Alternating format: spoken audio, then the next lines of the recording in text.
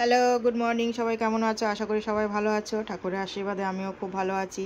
তো চলে এলাম সকাল সকাল নতুন একটা রান্নার ভিডিও নিয়ে। আজকে আমি ক্যামেরার সামনে আসতে পারছি না, তার কারণ হচ্ছে আমি মাথায় আজকে হেনা মেখেছি, তো ওই জন্য আর আসছি না সামনে। তো আমাদের ব্যাক ক্যামেরায় ভিডিওটা করছি।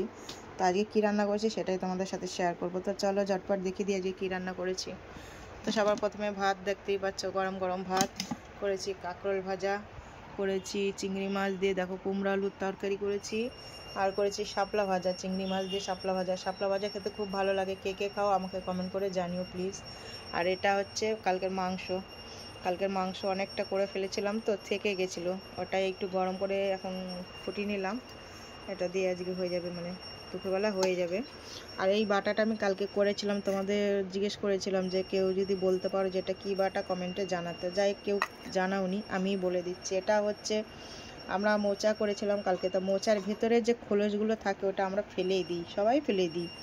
তাও যাই হোক, আমার কালকে মনে হলো যে এটা দিয়ে কিছু একটা বানানো যায় হয়তো, তো একটু ট্রাই করে দেখি, তাই ওটা দিয়েই এটা বানিয়েছি। প্রথমত হচ্ছে একদম ভেতরের যে খোলসগুলো, মানে যেগুলো একদম নরম, উপরেরগুলো না, মোটামুটি 4-5টা করে ফেলার পরে যে নরম খোলসগুলো বেরোয়, ওইগুলোকে আমি একটু কুচিয়ে সিদ্ধ করে নিয়েছি। সিদ্ধ করে তারপরে ওটাকে একটু ঠান্ডা করে মিক্সিতে গ্রাইন্ড করে, মানে ওর সাথে 4-5 কোয়া রসুন দিয়েছি, কয়েকটা কাঁচা লঙ্কা দিয়েছি, দিয়ে গ্রাইন্ড করে নিয়েছি, নিয়ে একটা পেস্ট বানিয়ে নিয়েছি। তারপরে তেল গরম করে ওর মধ্যে কালো জিরে, শুকনো লঙ্কা ফোড়ন দিয়ে এটাকে দিয়ে একটু ভাজা ভাজা, মানে ভর্তা টাইপের করেছি আর কি।